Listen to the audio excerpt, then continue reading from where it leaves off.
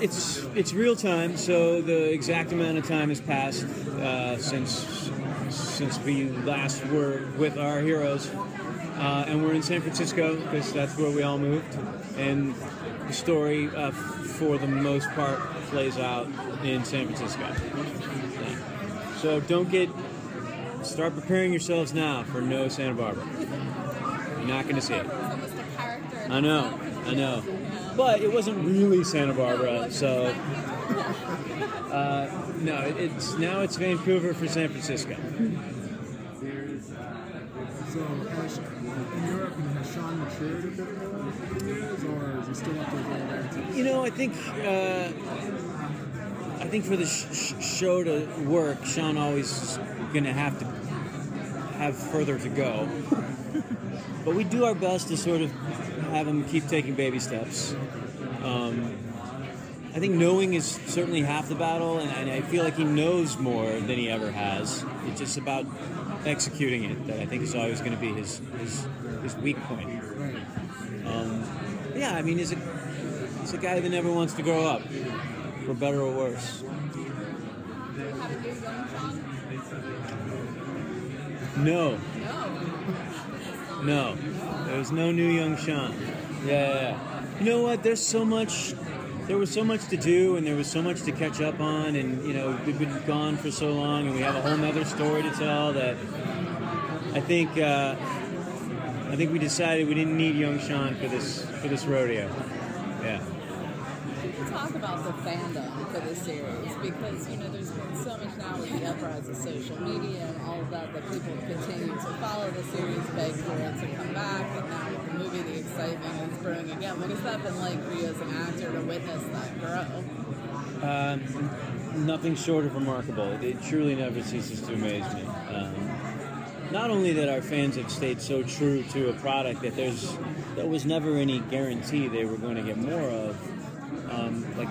You would think at some point they would get tired, like when you're yelling for a band to come out and do another encore, and then the lights come on. It's like, shit.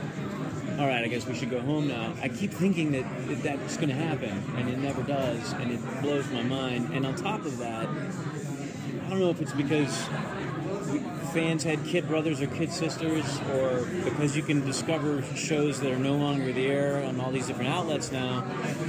We have like 9 and 10-year-old kids coming up to us saying that Psych is their favorite show, and it just doesn't make any sense to me, because they weren't even alive when we shot the pilot. So that is what technology and social media and all these different ways to watch television have done for us, and we're just really lucky because we're still just a silly little group of people that made a tiny little cable show. So it always kind of blows me away. Yeah, it's crazy. I get to introduce you to my friends, so. And we'll get stopped when we're traveling abroad too. Like it's bonkers. Just people randomly handing pineapples. Yeah, pineapple, rolls of quarters. Yeah, it's crazy.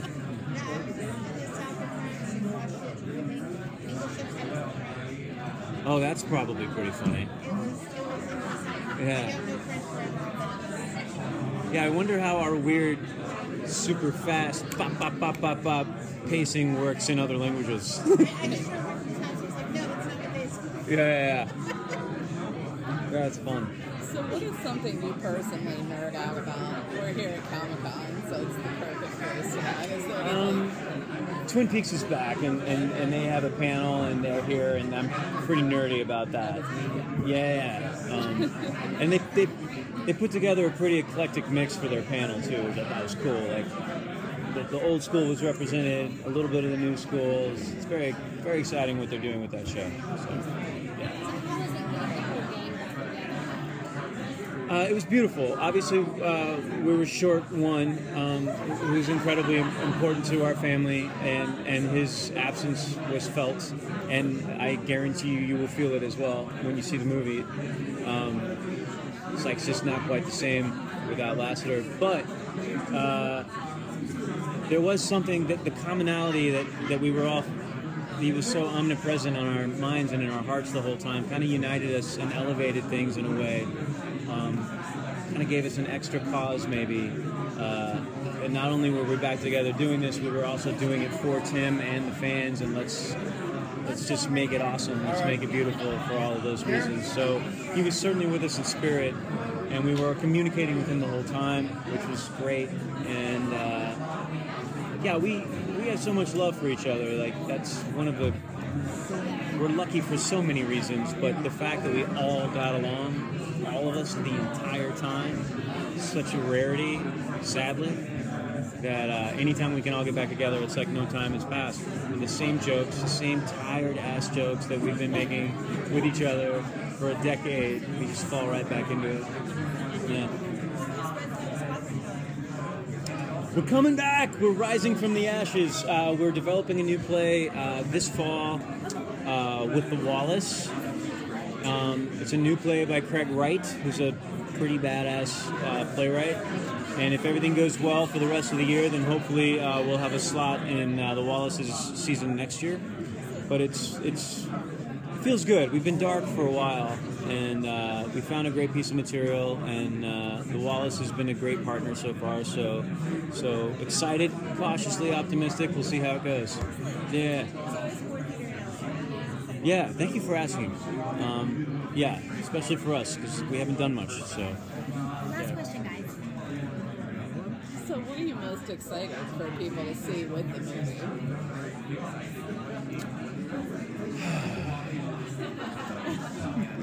I guess what I'm mostly excited about is just the opportunity to give the fans this gift. I think it's kind of poetic that it's happening around the holidays, and I just hope that we delivered on the promise of all the things they love about the show, because for us it really was sort of a love letter to them. So if they dig it, that's the best Christmas present I could hope for. Yeah.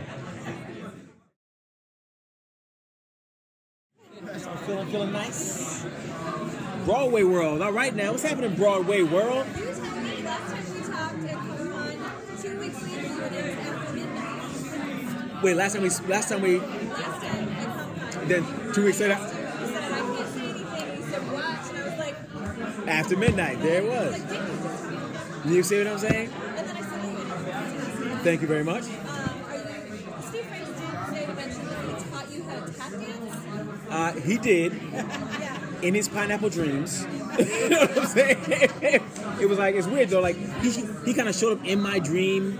You know, it was like Steve Franks, Sammy Davis, Fred Astaire, and Gregory Hines all teaching me. You know what I mean? Yeah, it's our mentorship. Yeah, you know what I mean? But somehow, like, Steve Franks was, like, behind them, teaching them, saying, like, no, Gregory, that's wrong. You know, Sammy, get it right. You know what I mean? Fred Astaire, what kind of tap turn is that? You know what I'm saying?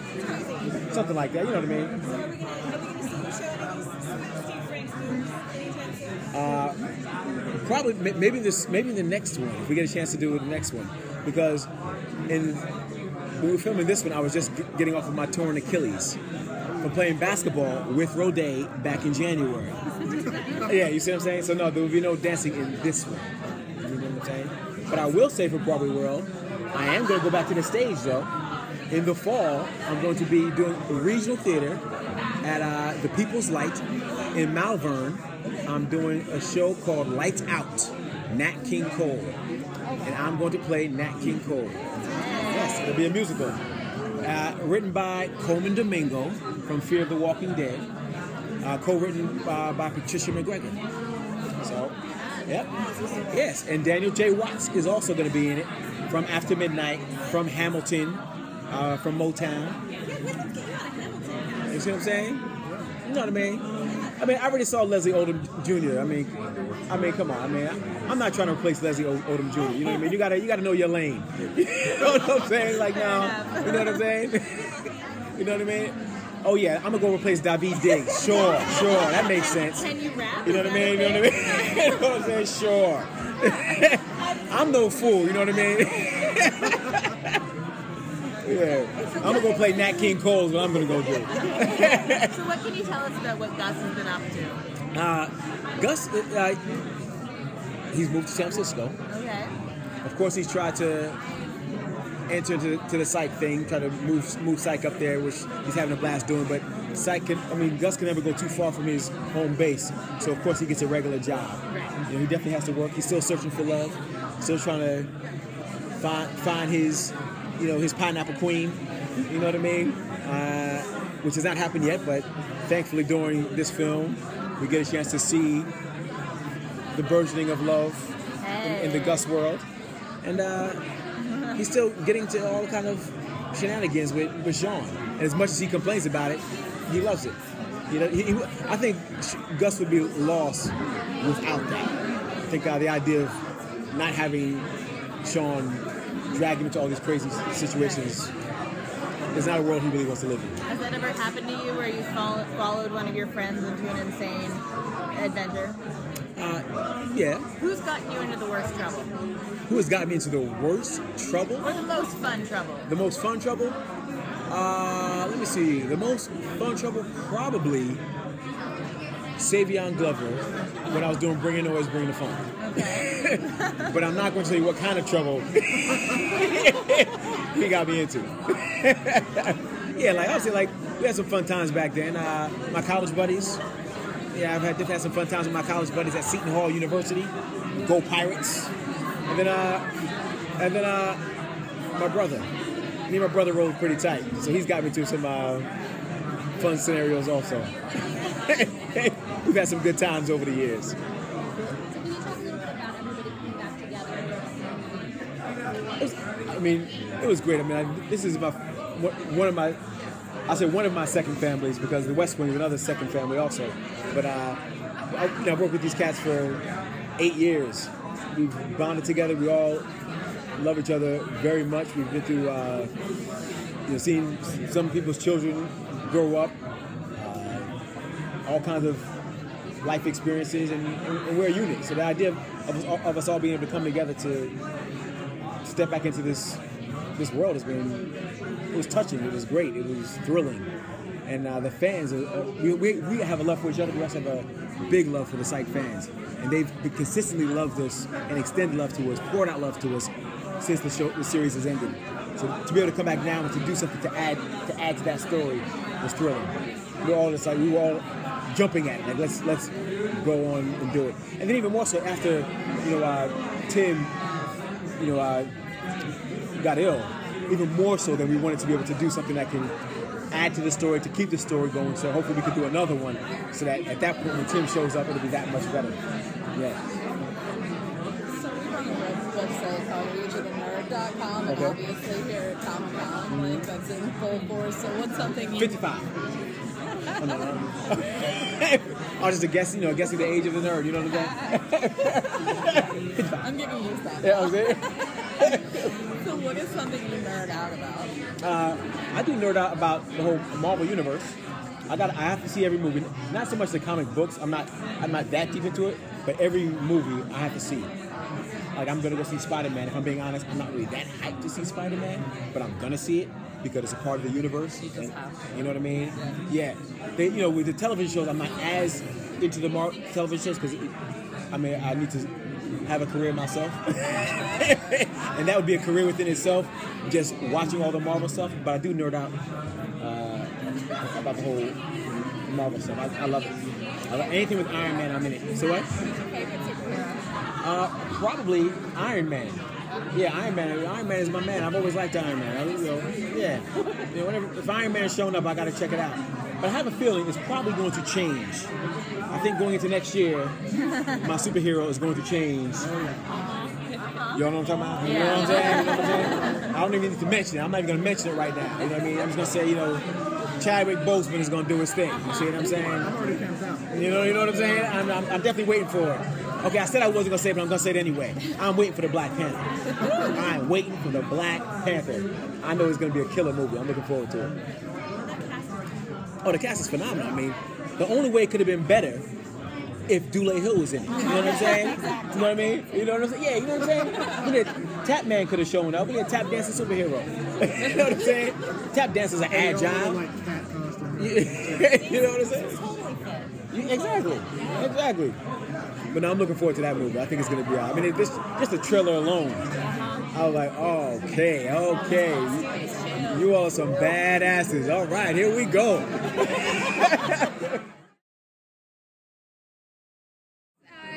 I've been saying this a lot today. It just felt like coming home. You know, it was like we are so close as a group, working, but then also in our personal lives too. So the fact that the fans still want this movie is the reason it's getting made, and everyone has been so supportive. So for us, it's like we get this gift of getting to come back together and doing this thing that we love because of the fans, you guys. And so it was kind of emotional. And just like today, like we went out on the panel, and I was really struck by how kind of like emotional it was. It was like, I don't know. So it was incredibly special. Obviously, we missed Tim, but yeah. So it's great. It's great. Can you talk a little bit about the generational appeal of the series? Because we spoke to a couple other people earlier just about how parents and families are sharing this series with their children and grandchildren.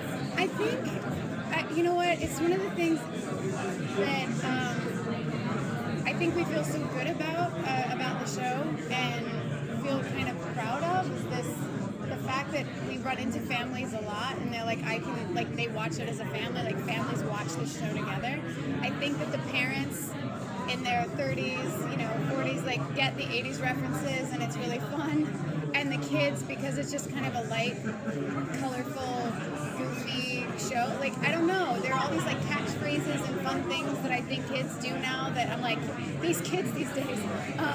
But and because we were so active on social media, I think, and like our marketing people were so big in social media, it did appeal to the sort of younger crowds.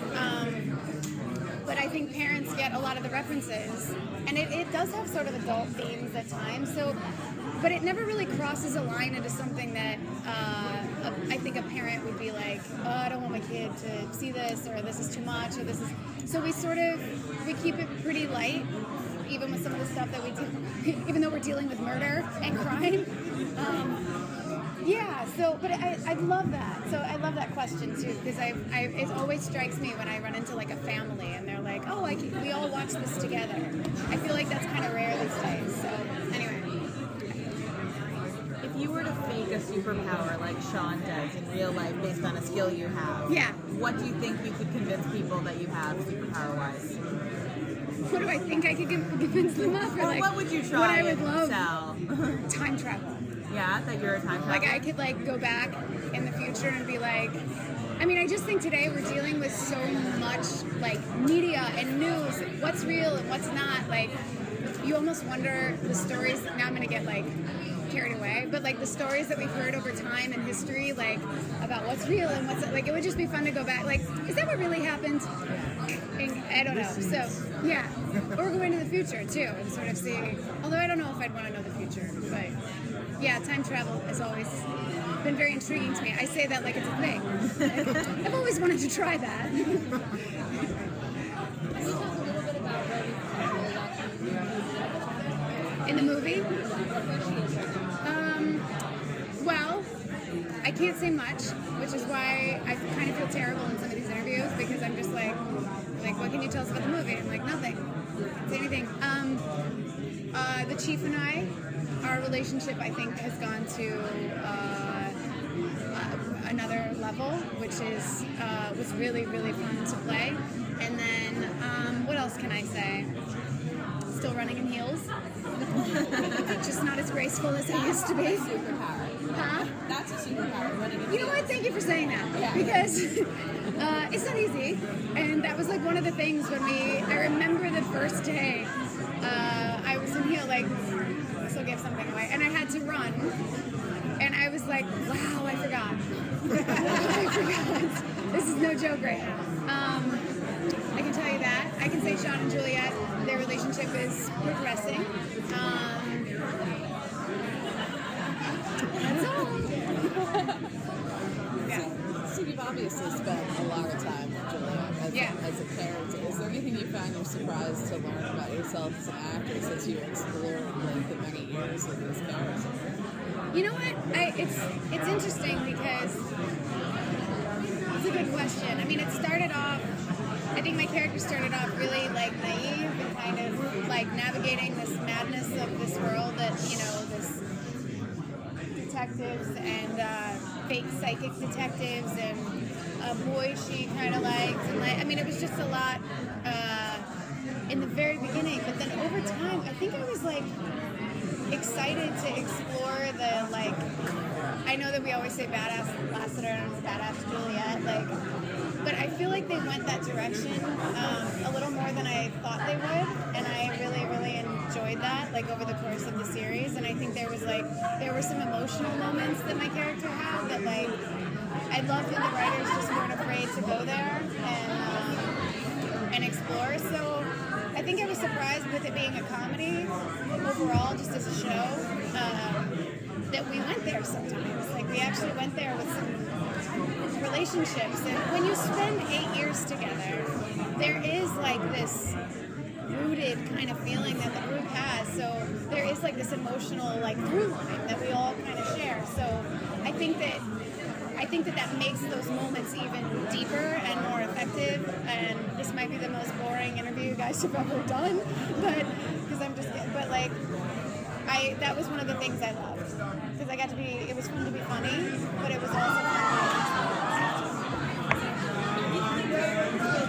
Jane Lynch and like the Great Outdoors, and Yeah. kind of play a bit of a street hand to these plays. Yes. How do you keep your like that funny while still like writing the opposite that they want? It's first off, it's easy working with people like Jane Lynch, Joel McHale.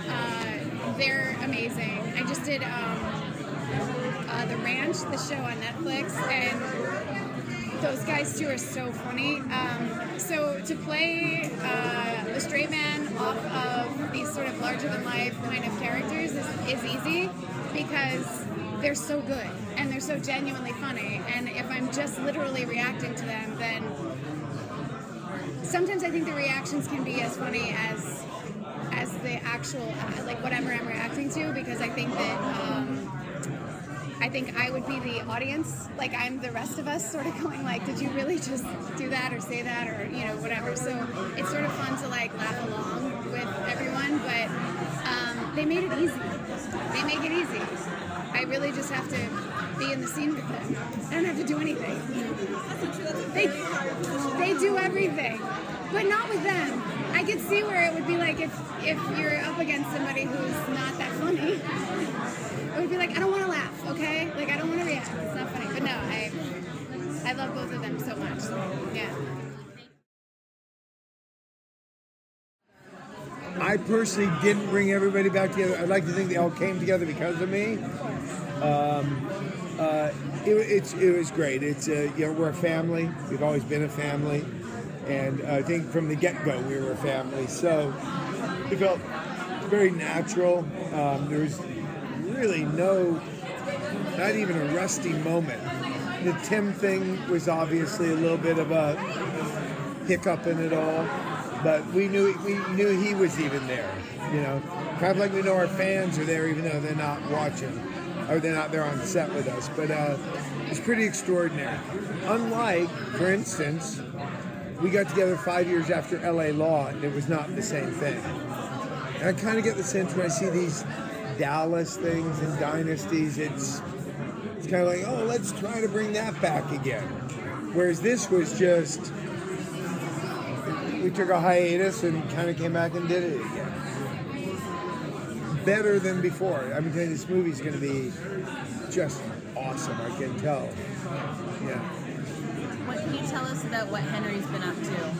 Henry has decided to stop fighting the tide, and he's gotten a little hipper, sold his house to Lassiter, lives in a loft with very cool, hip, young people, probably found himself a young girlfriend or two. Or four. To a weekend. But he does keep an eye on his boat, which tells you he bought a loft where he can keep an eye on his boat, so he's not completely not Henry. It's like you see somebody mess with his boat, you know, off come the hip clothes. But he's gone. But there were always shades of that. Remember Henry got manicures and pedicures in an episode, and Henry went and got massages, and so Henry always had a leaning toward the finer things in life. But his sort of macho police-o stuff sort of stopped him. Now he's all in, wearing black. Henry 2.0. Yeah, new Henry. Yeah. What did you miss most by playing Henry? Over the years? Yeah. It wasn't really playing Henry so much. It was just really interacting with these people, and you know, I have 4 sons, so it's not like I'm missing a relationship with a son.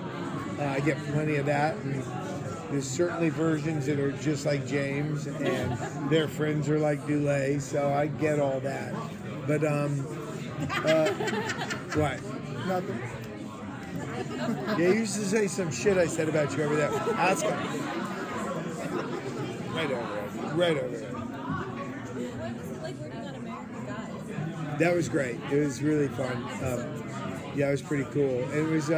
I didn't know when I took it, the whole. I mean, I knew the connection to the gun thing was there and how it sort of connected to everything that's going on. But you read a script and you sort of sit in that world with the script by itself, and you know there's power to it. But then you start thinking like, wow, this is really a reflection of our times. And then the way half of the visuals, you can't imagine when you're shooting it. I mean, I know the sets were big and all that, but you can't imagine this world that they created that you have no idea. You know, when I'm marching down the street with those 30 people, it was a street in Canada. It wasn't, you know, Vulcan. You know, it wasn't my place. But it's fun. Ian's an old buddy, so it was fun working with him. And you just got the sense they were doing something kind of special. But it wasn't until it was out and it got the traction that it did that you realize, wow, it's great to be a part of this. I mean, the interesting thing about that was there's, you know, 5 or 6 people that are the core. I'm sort of like Woody in this, or I'm like, you know, or I'm like any of these characters who've been around, you know, over and over, but you're still not part of the group. So he's, you know, it was a bit of an outsider, but yeah, thanks. I enjoyed it. It was great for me to be able to do that, so people could see that I can access that side of things. So you mentioned your time on Hollywood, and now 3 years. How has television changed for you in the scope and, you know, just the way it's changed? The work is basically, the work is the work. You try to do the work, from the memorizing your lines, showing up and hitting your mark to, you know, giving it. I feel like I had a pretty good work ethic. I've never let too much personal stuff enter my workspace, from partying to relationships. I've pretty much valued the work. I also grew up, because of my mom being in the business, I saw how this thing can just float away if you let it go. And there's plenty of careers that you see that you go, how are you screwing that up, man? So I've always valued the work. That stayed the same. The business has become oddly a little bit more tight and rigid, which is what's fun about this, is we actually get to have fun. You feel that space we used to have. You know, I mean, all the politically correct shit, I guess, is new-ish. Some of it has value. Some of it, I think, is just politically correct. But the business has become much more that. But the other thing is that it's also become just 1,000 things you can do. I've also been a guy who's, like I said, because I value the work. It used to be if you weren't on ABC, NBC, or CBS, then Fox, you were nobody. And then it became, well, okay, there's a few cable stations. And now, you know, it used to be, okay, if it's HBO, it's okay. Now it's you know, I get scripts for networks that I've never heard of before. And they go, oh no, this is good. You know, or I'm on a go meet for a YouTube show. You think YouTube, isn't that like where I try to watch old episodes of The Gong Show or something? I mean, yeah. So there's so much opportunity, and you just have to be smart about where. As long as the work is good and the people are good, I don't really care about it has the biggest audience. At 62, I don't have to worry about my career, you know, my trajectory so much, as opposed to doing what I care to do. And then when I'm not, I'm in France at my house, roséed out. We're gonna wrap now. Thank you. Thank you. What a great idea for a new play. No, I just finished this movie that I wrote, Life of a Dog. That I wrote like a play. It's very small. It takes place in a house. And be on the lookout for it. Oh, thank you so much. I have a play in mind that I really want to do, but I haven't written a play in a while. I have a play called Storage about a guy who goes into his storage locker and has all the things around him that are his life. And as he's looking for something, it's New Year's Eve, he's looking for something. As he goes into each bin, box, bag, looking for it, parts of his life come back. And I won't tell you the rest of it, but he's basically, he's looking for a gun because he wants to kill himself on New Year's Eve. And he finds all this reason in his life not to. Thanks, guys. Thank you. I know, we haven't even started the questions, and like don't use both sides of the napkin if you're eating barbecue. And it's just, my husband did it. And yeah, we stood up and we're like, it was the 90s, everybody's wearing khakis back then, there were pleats. And I was like, wow, you have so much sauce all over you, we can't even go out anymore, and we took the L home. So it was fine. You'd think it would be the opposite, because the pleats could kind of maybe hide the barbecue sauce, but there was a lot of tragedy happening on that date night. But I still married him, so that was good. It was good. It worked out. It worked out. 20 years later. Anyway, hi. Hi, table 2. Did you guys, was anybody at the panel? No, they didn't even let you in. Okay, good. Good, good, good. So you saw...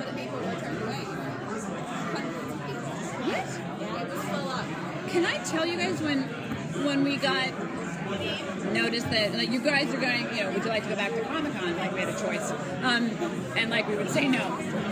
That we were all really kind of nervous. And I said, well, we'll probably be in like, you know, like Grand Suite 4A because we've been off the air for 3 years. You know, we haven't been working for 4 years together. And then when they said you're back in Ballroom 20, we're like, no, we can't be in there because what happens if, like, we only fill the first 2 rows? And it's like, no, we left on such a high note, you know, it would just be a bit. You guys, it was, wow, I didn't know that, which has been kind of amazing after the show even has been off the air that new fans are discovering the show. I didn't expect that at all. There's because of streaming platforms and DVDs and everything like that, and now in syndication. The fact that people are 13-year-olds, you know, are like, I just discovered this new show. Have you guys heard of Psych? And I was like, oh my God, of course. I mean, you're the perfect age to discover this. You know, I just spent last week in my bedroom and I just binge watched 5 seasons, and that's not great. It's not healthy. Yes. So, and then it's nice that we still have fans, and that we're still gaining fans. And I think that's what enabled really us to do this, is that the network saw, oh, nobody left. Why are they still here? So, and hopefully they'll let us do another one. At least one more. I think if we do, I think we have to do one more at least, because Tim needs to be on camera with all of us. it's built into the script about how we're using him, and he will be in this movie. And we can wait until, to almost to the very end to make sure that he feels great and that he is in his top shape, that he's a part of our family still. So we've got to do at least one more.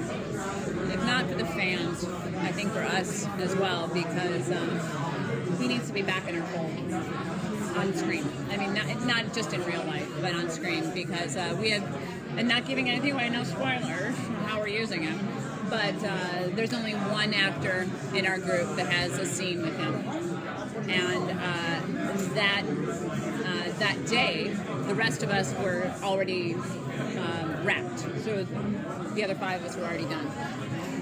But we wanted to stay and support our castmate who had to do their scene with Tim. Just so we could feel like the spirit was there, and that now all 6 of us are together again. 7 of us if we count Kurt Fuller. So, just so he can feel that love. But yeah, he'll be there. He'll be fine. Don't you worry about a thing.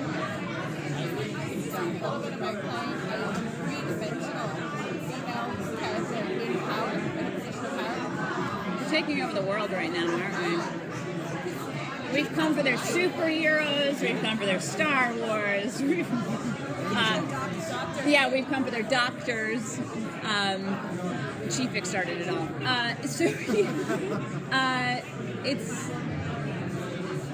I saw Wonder Woman in Canada. Actually, the cast went to go see it together. So I was sitting with Maggie. And after the big, have you guys all seen Wonder Woman? Okay. This fight on the beach, when they are, flying through the air using their weapons. They're not women, they're warriors. And there, I just went it again. I just got chills. After that scene was over, I looked at Maggie, and we both kind of had tears running down our face, because I was like, I didn't think I would ever see that. It wasn't necessarily like just being on screen, beautiful people on screen. I didn't think I would ever see that, fighting and women and being strong, and that wasn't about anything else. It's just who we are. So I love playing this character, this chief, who is in charge, and she's taken seriously not as a woman, she's just taken seriously because of her rank. But in this one, she has to be vulnerable as well, and that's hard. So Zach Levi is obviously out there. He's known as one of our baddies. He's the bad guy. And he was great. But Zach's, you find out very quickly, you mess with one of us, you mess with all of us. And I think that's kind of what that first look picture that they've all kind of released kind of captures of, we're all there. And it doesn't matter if you mess with Juliet, or if you mess with SHAWN, or if you stole Gus's lunch, or, oh, and Kurt is the... I don't think we can talk. Yeah, we totally can talk about that. So Kurt Fuller, obviously Woody is back, because I had to hire him. So now he's in San Francisco as well. So you mess with one, you mess with all of us. And to be that kind of leader for these guys is great. And sometimes it's not about being a woman, it's just about being, But I'd love to keep exploring it, because they've given us the opportunity to even make them more three-dimensional. And that was a gift from James and Steve. And it's nice to work with James in that capacity too, because so talented.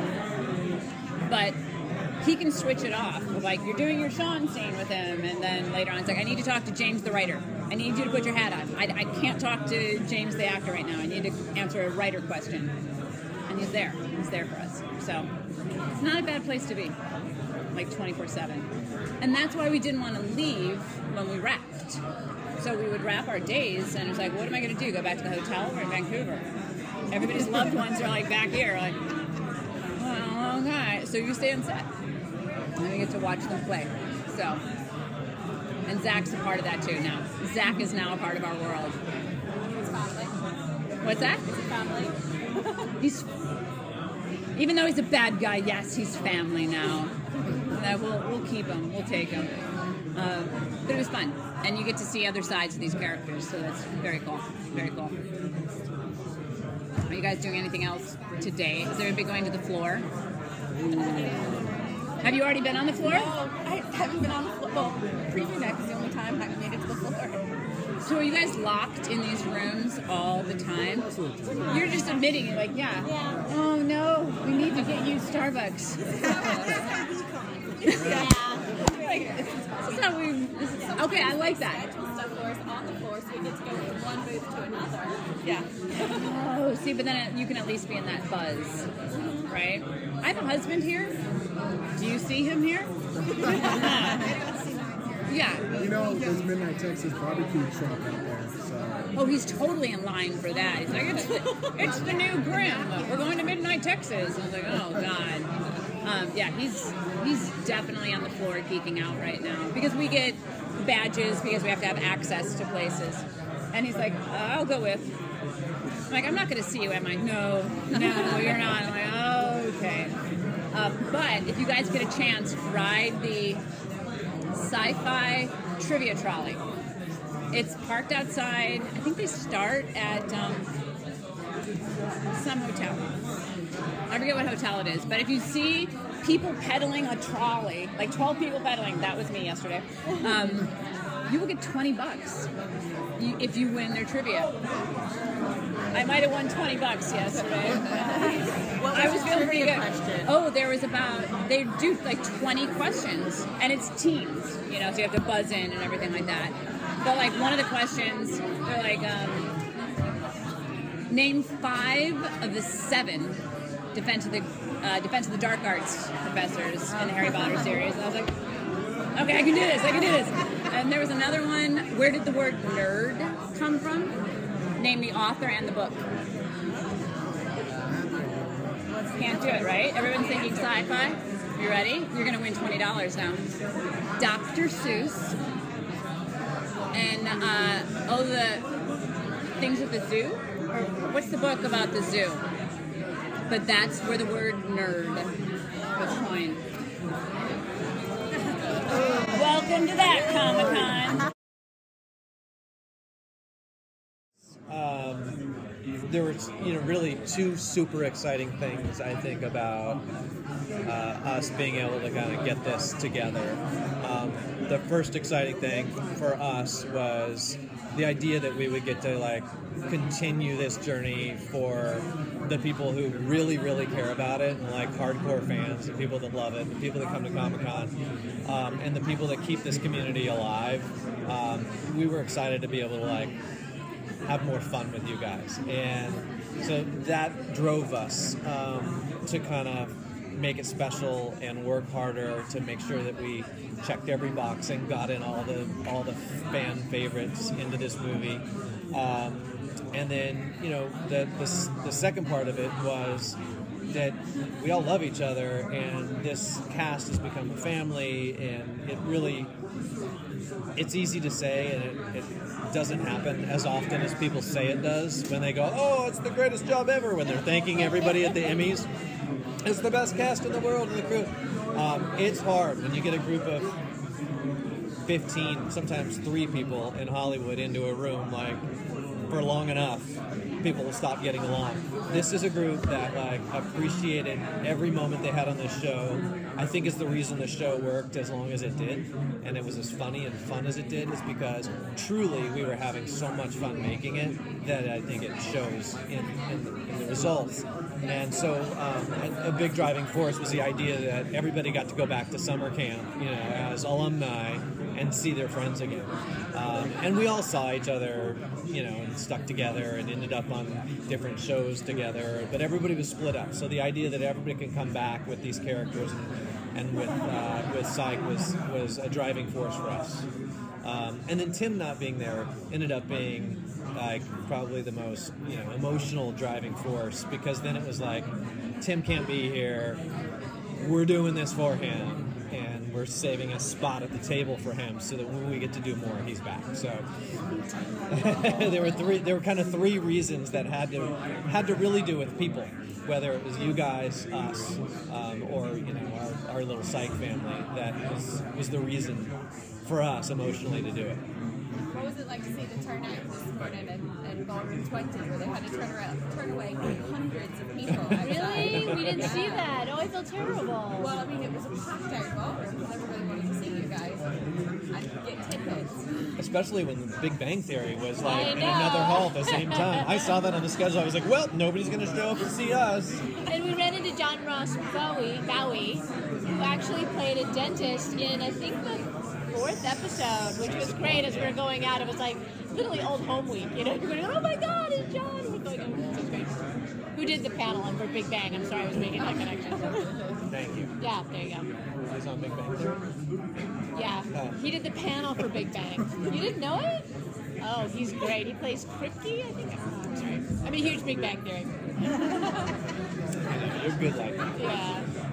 Yeah, it's always amazing to, be on that stage and to look out. And you can't even see, it's almost like, being on the beach, where you can't even quite see the other side of the Pacific Ocean. Yeah. You almost can't see where the audience ends. It goes back so far. But you can feel it.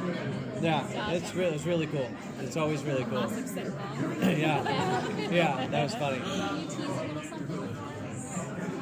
What would you like to know?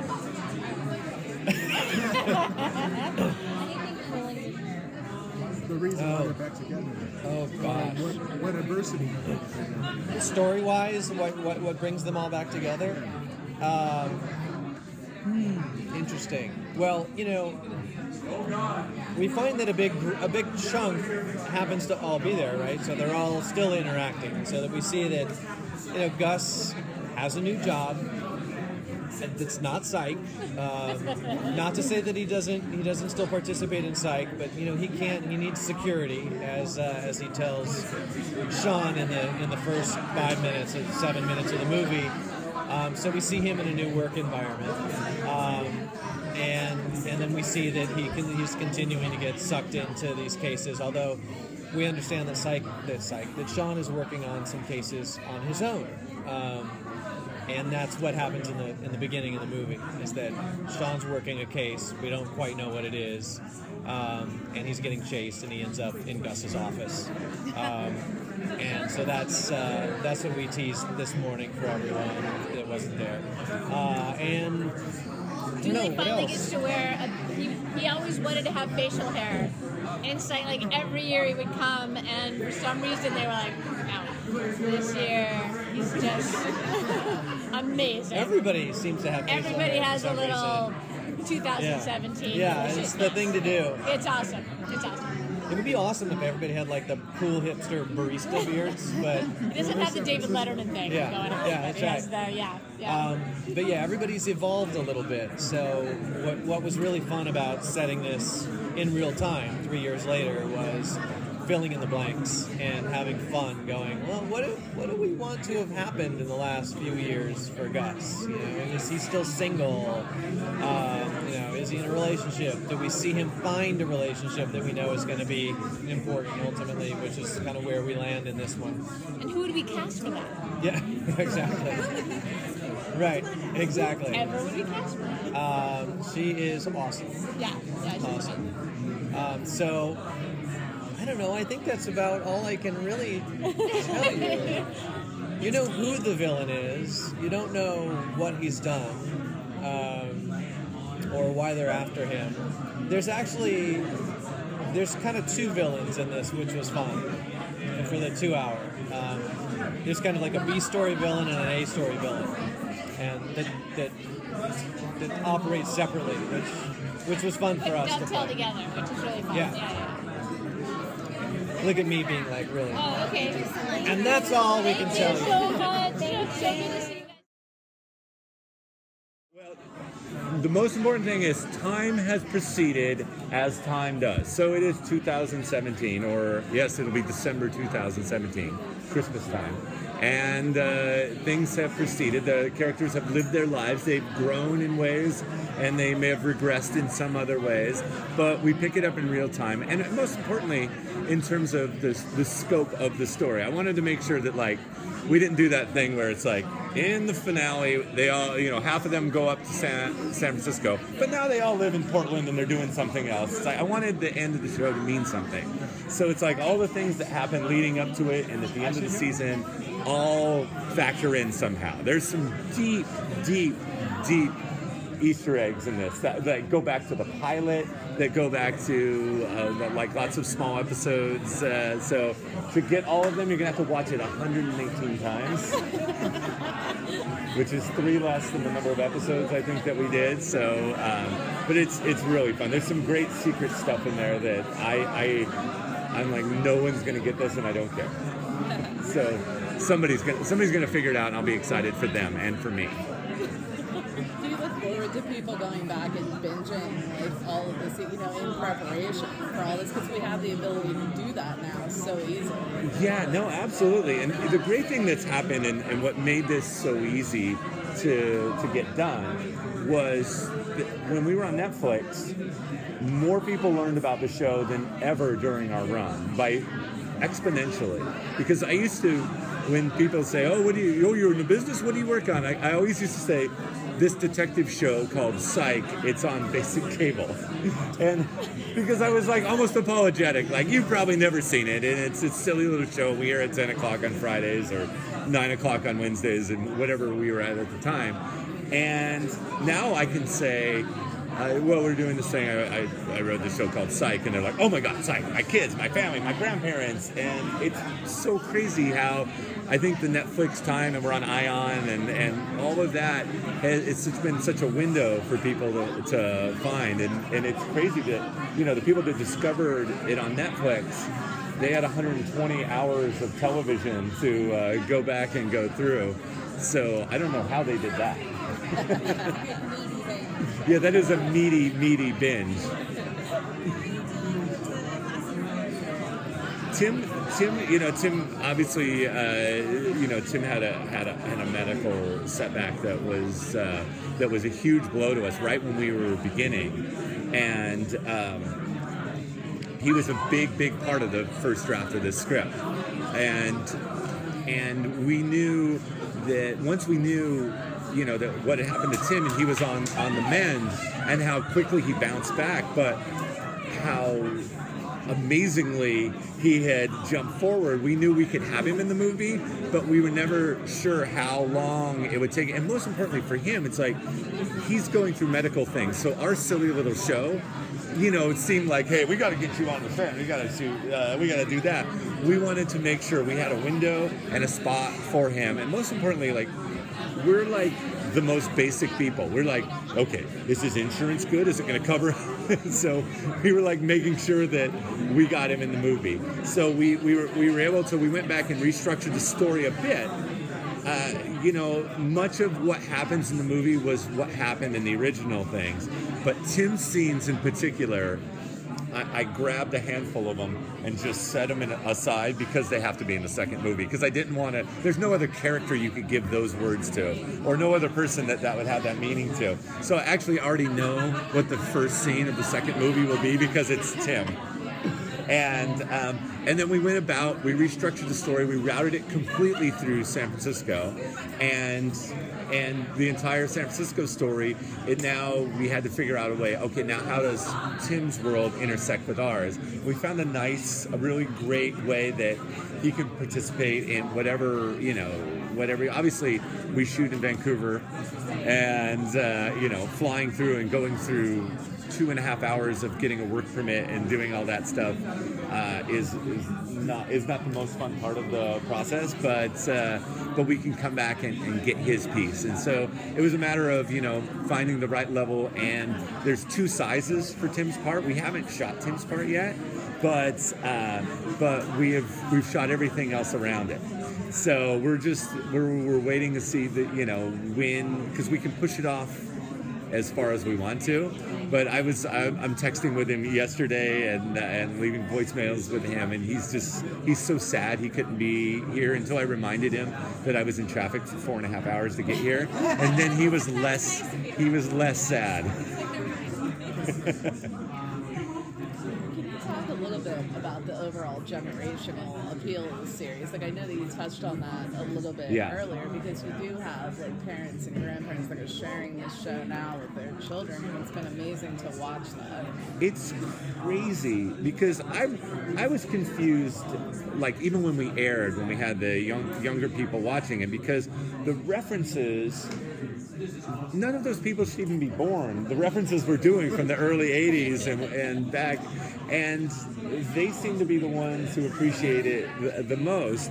And we had this amazing thing happen with our show, that we had people watched with their kids, and then their kids aged into the 18 to 49 demographic. So as the show went on, our key demographic suddenly was growing, whereas your people usually age out and they stop watching. But all these people that didn't count to the advertisers suddenly came in, and it was one of the things that kept us going so long, is that we had young people who really loved the show. But now on Netflix, there's even younger people that are watching the show and appreciate, because I mean our themes are simple. Like, the world is a decent place, and you have a good friend, and you guys can do anything and have fun and cherish the people you love. And all of our characters are good people who are good to each other, and they get each other into terrible situations, but they always manage to get themselves out of. So I think it's like a universal thing that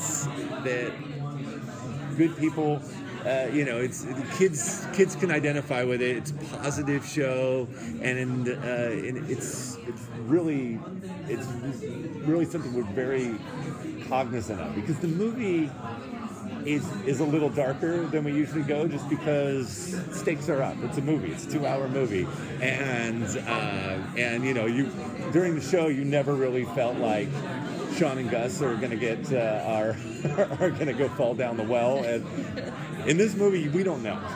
So there's big stakes, and we still have the same attitude about it. So it's nice. It's nice to have a show that parents can watch, and now grandparents can watch with their kids and all that stuff. But at the same time, there's lots of material. I go, okay, well, just be a little careful about what we say. It's not Disney.